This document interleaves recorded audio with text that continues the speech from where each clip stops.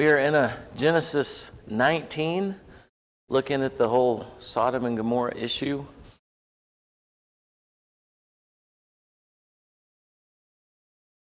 I put this up there just in terms of numbers, just to remind you and myself this is just a very interesting thing to me. And I never thought to look at it until now, as I'm looking through this and the way that Abraham talked God into, conversed with God, however you want to describe that. And each one of these numbers meaning what they do in terms of Hebrew, because I don't think it's by accident that Abraham went this way. So at the end of this conversation, we then find, which I also find interesting, for the sake of 1832, Lord, please do not be angry with me if I speak one more time. Suppose only 10 are found there. And the Lord replied. And for those of you curious, now I don't know why I'm curious about this. I just am. That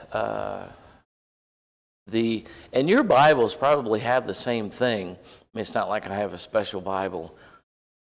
In verse 26, that is Yahweh. 27 is Sir or Master, however you want to describe it. 29 is Yahweh. 30 is Sir. 30. And so as you can tell, what I'm going through is that the ones that are just a normal word, Lord, is Sir.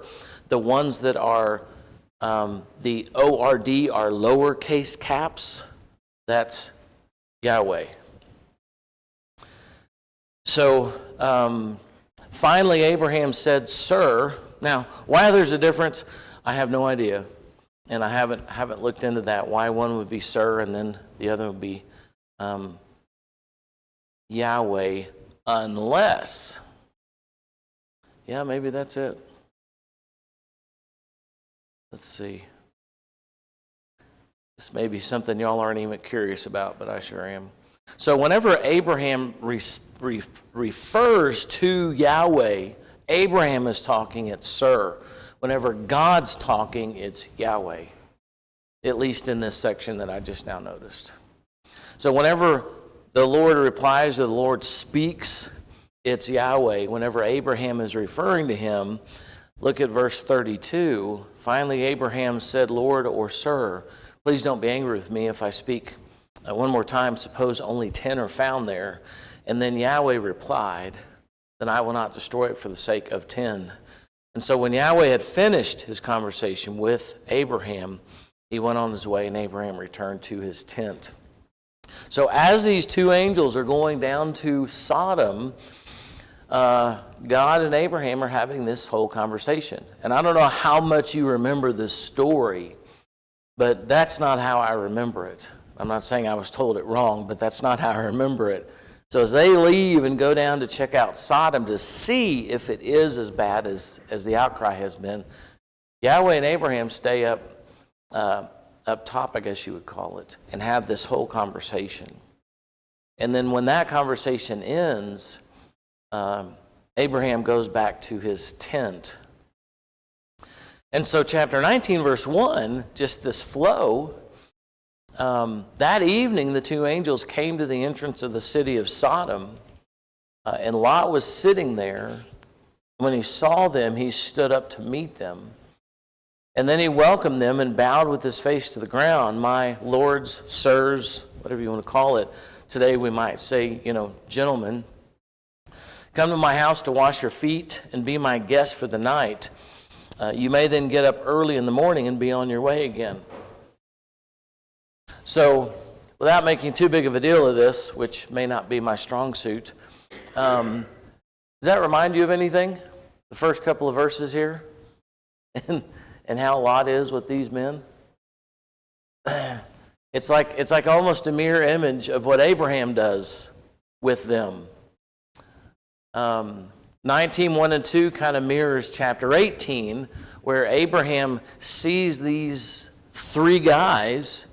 Obviously, it says one is Yahweh and the other two are angels.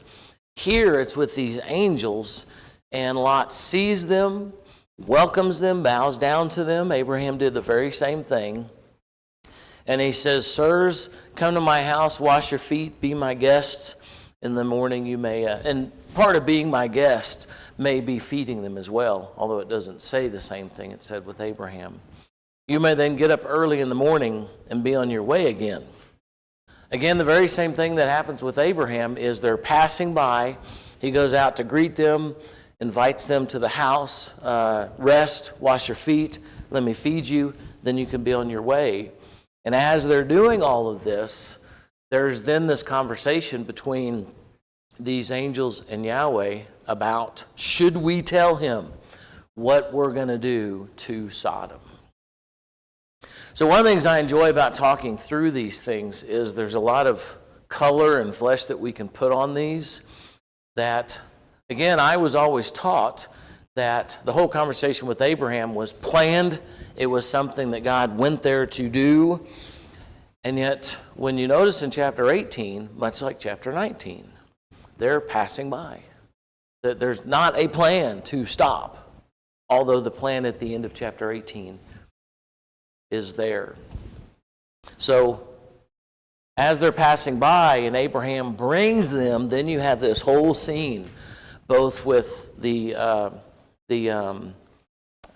telling that Isaac is going to come, as well as what's going to happen to Sodom. But were they planning on telling him about Sodom? Does it seem? They possibly weren't, because they said, should we tell him about what we're going to do to Sodom? So they replied, verse 2.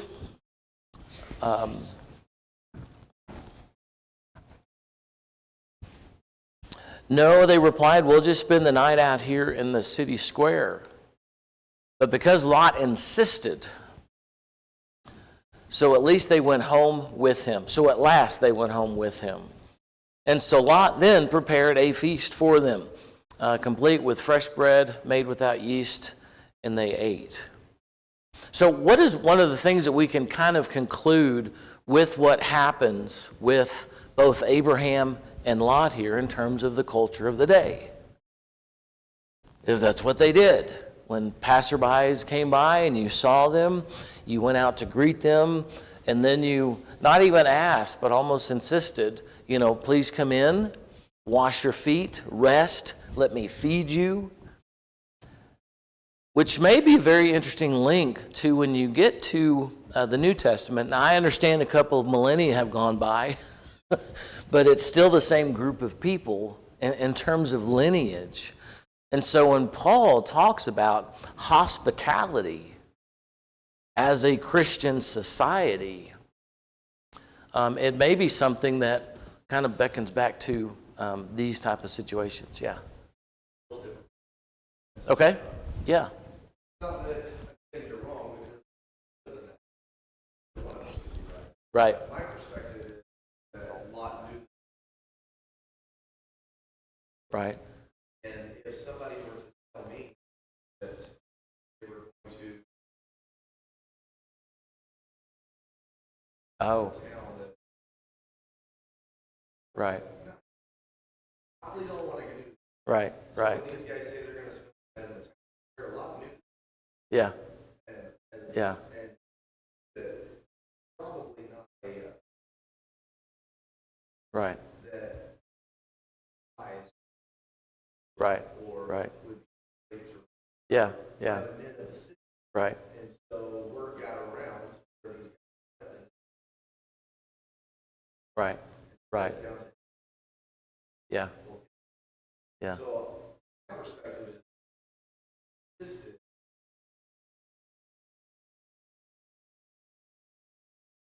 Right. Right.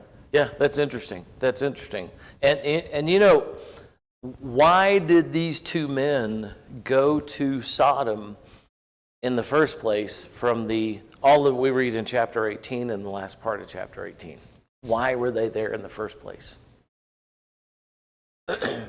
What's that? Judgment. You know, we're going to go down there, and it's all, I don't know, rhetorical, whatever you want to call it, imagery. But they're going down there, and it says, which I think it's interesting how what is stated and what we understand to be true about God, omniscience and omnipresence and all those kind of things, he knows all. But these two angels say, we're going to go down to Sodom. Do you remember what they said? We're going to go down there and we're going to check it out. We're going to see if what we've heard is true. We got the outcry, and now we're going to confirm the outcry. We're going to check out if what we understand to be true is true. Is there any part of that that strikes you as interesting or unusual or any of those things? That they already knew. Now, please hear me out here, people. I'm not saying it's not true. I am saying if it is the case that God is omniscient, then here it's saying, we want to go down there and see if this is the case. Well, if it's God that's happening here, then he knows that. So I guess my question is, what's happening with that? Why put it that way? We're going to go down there and check it out. So just something for you to, I see some smiles going on. Yeah.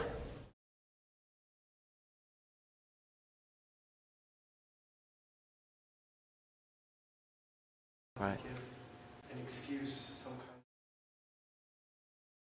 kind to save the city, which is why you brought it up in the first place.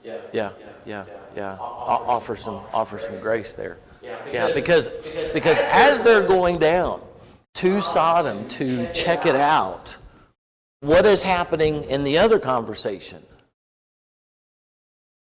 God is telling Abram what?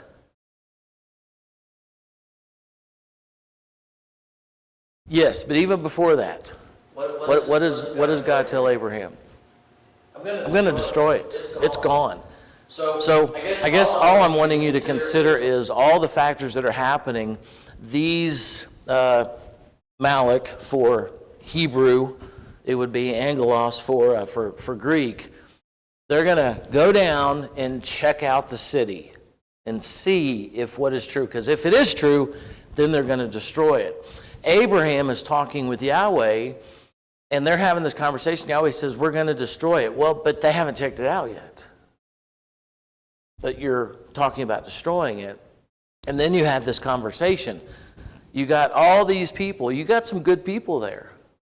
And again, righteous here doesn't mean like what we think of righteous. They're just good people. So we got good people. So if I can find 50 good people out of, and I remember hearing a number before, but I don't remember what it was. I mean, Sodom wasn't huge. So maybe, I don't know, 10% of the people. If I can find 50 people that are good people, will you not destroy it? And what does God say? Yes, we're good there. If you don't mind, can we do 45? So if we're good, can we do 40? Can we do 30? Can we do 20? Can we do 10? Which I never even thought about that. Wow, okay. I'm going to try not to pull you all into the things I find interesting. Yeah, Ty.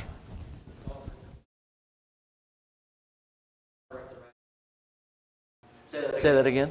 Is it possible that the stories were about God's mercy and the power of the righteous, because he was willing to relent Yes. righteousness, and also willing to rescue Lot's family who were seen as righteous, despite there not being enough people other than Lot's family? Yes. And in fact, what ends up happening? That very thing. That you have two people? Two? Three? Four? Four people. Four people that we know get out, but we only have the story of two. Who's the third? The two daughters. No, I know, but there's four. There's Lot, his wife, and his two daughters. But then the rest of the story is Lot and his wife and her salt, and we don't hear about the daughters again. Yeah, we do. We do? When they sleep with their dad. Oh, yes. And we're going to get to that. What I'm saying is getting out. There's no narrative there. But yes, and in fact, we're going to get into that and how kind of really weird that is. And there were the sons yeah. too. I mean, that brought it up to 6, although they didn't believe Lot. Right. But you know, there is some implication, I think, and just so all of you guys here, I fully realize I can get in the weeds way too often. I understand that. But there can be some implication that they did not get out, because it doesn't say that they did or didn't. It just said they think we're joking. Because once they start leaving, we only have the narrative of Lot and his wife, and then her turning around. We don't get, so if it's the case that the fiancés, which the NIV says, get out, then you have 6 people. Yeah. There's no way they got out. Why would they have slept with their dad later on? Say that again? I said they definitely didn't get out, or why would they have needed to sleep with their dad to have children? Yeah, true. Great point. We can extrapolate. See, this is why conversation is so cool. Great point. I mean, why do that if you have your fiancés with you? Yeah, so yeah. Yeah. Nice point about the power of the righteous. I do think that's a good point here, because really you're coming down to 4 people essentially. Yeah. Maybe 6, but that would have been considered righteous. But that wasn't 10. Right. Even then, I think if Abram even had gone down to 6, if there were 6 in the city, I think God would have said yes. And it does speak to the power of God. Well, it's kind of like the wheat and tares, right? It's don't uproot the weeds, because you might pull the good grain with it. Right. So wait till the harvest comes. Yes. Till the end. Yes. And to that point too, though, is Abraham kept saying, my Lord, don't get upset with me, but do we ever get a sense that God is upset? We don't. Now, not that it didn't happen. We don't have that as part of the narrative. That's not told to us that God got upset at all. In fact, he may have keep coming, Abraham, keep coming. I want to see, your heart. Yeah. If you look at it, it was a common negotiating tactic. I mean, look at when the two tribes, met each other. They'd always, don't be angry with me. Oh, Yes. That's how they did. Yeah, in fact, that really even happens with Jacob and Esau, doesn't it? I mean, Jacob literally falls nose to the ground in front of Esau, like, hey, if I found favor. Very, very interesting.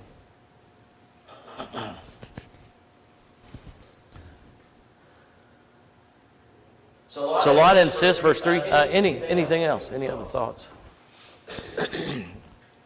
So Lot encourages them, and I very much agree with Jonathan's point that I remember a street in Houston growing up. It was called Westheimer. Then I learned later there was apparently a large German community down there, and so they called the street Westheimer. During the day, you could go to Westheimer, but anything after 7, make sure you're not driving or anywhere in that area. Maybe it's 9, I don't know. 'Cause we never went down there. But there was drugs and prostitution and shootings and all kinds of stuff. And somehow when the sun went down, it needed to be gone. At least that was the rumor. So it may be the same thing here. And his insistence is you don't want to do that. You do not want to be at the public square at night. Yeah. Do you think that, God knows he's going to destroy Sodom and Gomorrah? Do you think the argument with Abraham was to show to Abraham how merciful he can be? Oh yeah. Why have the argument? Yeah. God could have said, oh, no. There's 13 people there. But he was showing. Yeah. Well, and that kind of leads to Doug's point that if Abraham went to 5, God's probably like, I'll leave this corrupt city for 5 good people. But you remember also, and I just, this kind of occurred to me as well. If you take this same situation and you mirror it to Moses with Israel, you know, when God's like, I'm done, I'm sick of these people, and I'm going to remove them and start all over. And what does Moses do? Now, he doesn't do the numbering down. He's like, look, man, if Egypt hears about this, and the other nations hear about this, and you're supposed to be this merciful, kind God, so you can't really do this. And so God, it literally says he repented. He changed his mind and, didn't destroy the people. You also kind of wonder if maybe this was God showing his power. Go, oh, really, Sarah? You're going to doubt that I can make you have a child later in your life? There you go. Look what I can do. Oh yeah. A lot of interesting stuff in this, and I'm glad you brought that up. A lot of stuff in this 2-chapter section that is, I think if we're listening, we'll learn a lot about God and his nature. What I'm wondering by that is, do you think this was to increase Abraham's faith, the argument? Because God could have just said, well, I'm destroying him and be done with it. Right. And not had this back and forth with Abraham. Yeah. But, so I try to imagine myself as Abraham. What would I feel like if God just went ahead and did it? Would I go, well, that wasn't very nice? Yeah. That's simplifying things. But maybe that strengthened Abraham's faith in God, that God really does show mercy to people. Yeah. Well, and I think there's no doubt for, because God telling Abraham's what's going to happen, and Abraham becomes like a proxy of a Christ, of an advocate. I was going to say adversary, of an advocate, and so for God, it's almost like God invites him in and says, what do you think? And I don't think you need to do this. Now also though, and I think this somewhat connects to your point, why did Abraham care? And there's an answer, I think. Why did he even care? His nephew's there. Lot's there, and his family. So Lot and his wife and his daughters and his future sons-in-law. So if nothing else, there are, what is that, 6 people? 2, 4, 6 people.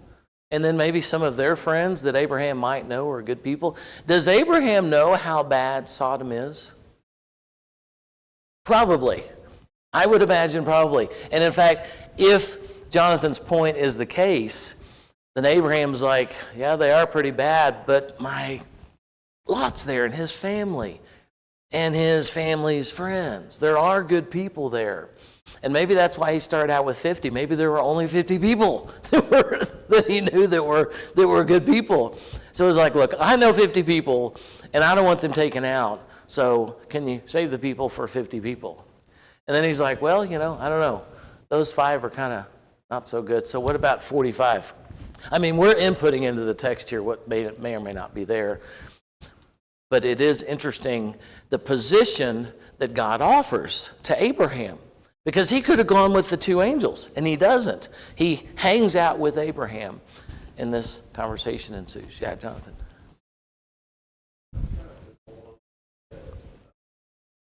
This is just kind of the thoughts that popped into my head, but you asked earlier about the 2 guys, like, why are they going to check it out? And they're angels. This is, the thought that popped into my head is this is early on. Yeah. How well known is God throughout the nations? The Israelites haven't even been established as a nation yet. Right. So, Abraham doesn't have any kids yet. what's that? Abraham doesn't have any kids yet. Right, and so I'm thinking this is early on in the world. Yeah. So how well known is God? And I'm thinking to myself, if these 2 men sleep in the square, Yeah. and then they get raped, and then they destroy the city, the story that comes out is these 2 men destroyed Sodom. these two men go to Lot's house, and then they escape and leave the city, and God destroys it with fire, whose name is glorified. The God of Abraham destroyed the city, not these two guys that were sleeping in the square. So it's a totally different narrative when you look at that. And so I'm wondering if that process of them going down to the city to check it out, going to Lot's house, then that whole interaction between Lot and the men happen, and then they get out and God destroys it with fire. Right. If it's to glorify God's name and that his name gets spread through the story. Rather than, hey, these two strangers. Right. Yeah. But also to that point, to add a little color to it, these angels are in flesh. I mean, they're a Star Trek term came into my brain. They're humanoid. They're people, right? They're not like these floating spirits. They are people. And these men see them and interact with them.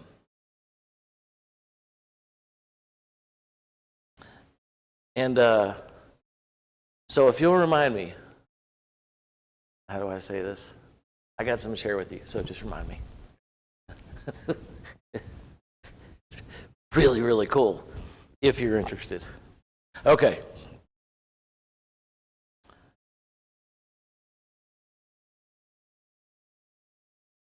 So Lot assisted, verse 4, they retired for the night.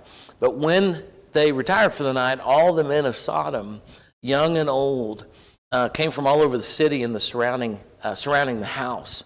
And then Lot, they shouted to Lot, "Where are the men who came to spend the night with you? Bring them out so that we may..." Now again, this may be another one of those me being nitpicky.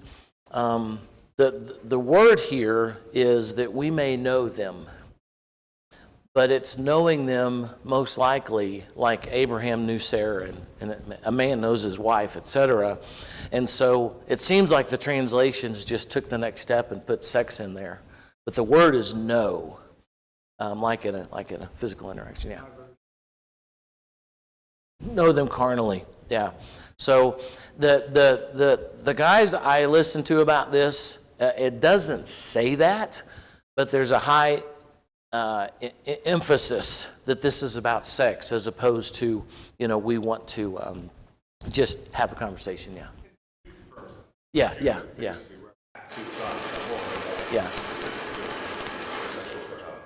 Right. Yeah. Now, before we close, and I don't think I'm going to forget this, but another assumption that I've had for most of my life is that this is Sodom and Gomorrah, which it is. But have you noticed anything about Gomorrah yet? Gomorrah is not mentioned until the very end, the actual word Gomorrah. And I find that very interesting that all of this is about Sodom until you get to, where is that? Let's see, I've got it on my, verse 24. Now, it's not a crazy point and one that you're going to go home and think about all week, but I find it interesting that Sodom and Gomorrah is not mentioned until the very end of the story. Oh, there it is, verse 24 and 28. So they wanted to go in there so that they may have sex with these men. And so Lot stepped outside to talk to them, shutting the door behind him. "Please, brothers, men of the city," he begged them, "do not do such a wicked thing. Look, I have 2 virgin daughters. Let me bring them out, and you can do with them as you wish. But please leave them alone, for they are my guests and under my," what? "protection." And again, as this culture follows, when people come and you give them hospitality and you bring them into your home, one of the moral laws there, not a law, but a moral law, was they belong to you. You protect them. And so that's what Lot's doing here. He's not being metaphoric. He's there under my protection because they're under my home. And so stand back, they shouted. This fellow came to town as an outsider. And who was the outsider? Because I had to read this over a couple of times. Lot. Lot came here as an outsider. Now he's acting like our judge. We treated you far worse than those, we'll treat you far worse than those other men. And they lunged toward Lot to break down the door. But the two angels reached out, pulled Lot into the house, and locked the door. And then they blinded all the men, young and old, who were at the door of the house. So they gave up trying to get inside. Meanwhile, the angels questioned Lot. Do you have any other relatives here in the city, they asked. Get them out of this place, your sons-in-law, daughter, and anyone else. For we are about to destroy this city completely. The outcry against this place is so great, it has reached Yahweh, and he has sent us to destroy it. Now, for the second part, this may be, again, one of those things that I get too particular about, and I don't like the word literal anymore, but I get too particular about. Who does it say here, in that simple sentence, is going to destroy the city? And this goes back to Jonathan's point that I didn't even consider until I read through this a little slower. I'm not saying Jonathan didn't do that. Them. To destroy this city. Now, again, could be, I've mentioned this before, metonymy, which is where one thing is there to represent another or combine the two. And so obviously God is going to do this. Yahweh is going to do the destroying. But it says that Yahweh sent these two angels to destroy the city. And so Lot rushed out to tell his daughter's fiancés, quick, get out of the city. Yahweh is going to destroy it. And so this kind of goes to Jonathan's statement or point, is this is before Isaac, and therefore way before the sons of Jacob. Israel is established. There's no Sinai. There's none of those things. Way before all that. So, and there's a really interesting study about the history of Yahweh. And so here, Lot is telling essentially his family, these 6 people, get out, Yahweh is going to destroy the city. But the young men thought that he was only joking. So at dawn the next morning, the angels became insistent. So maybe assumption number 5 for me, I just always assumed that in that moment, after all that happened and get the family out, this all starts. But it was the entire night that passes. And then the next morning is when they needed to get out. Get out of the city. It is going to be destroyed. Okay, so we'll continue next Sunday in the middle of this intense situation. Any thoughts before we close? And I hope this is interesting for you and to you, because I've really had a lot of fun walking through this, because I haven't looked at it in a long time, really long time. But what kind of got me curious about this was thinking about the incarnation of Jesus, and then you have these angels that are in flesh, as well as other situations, and I'm like, that's interesting. So what's going on there? So we'll start in verse 15 next Sunday and go from there. All right. Thank you for your comments.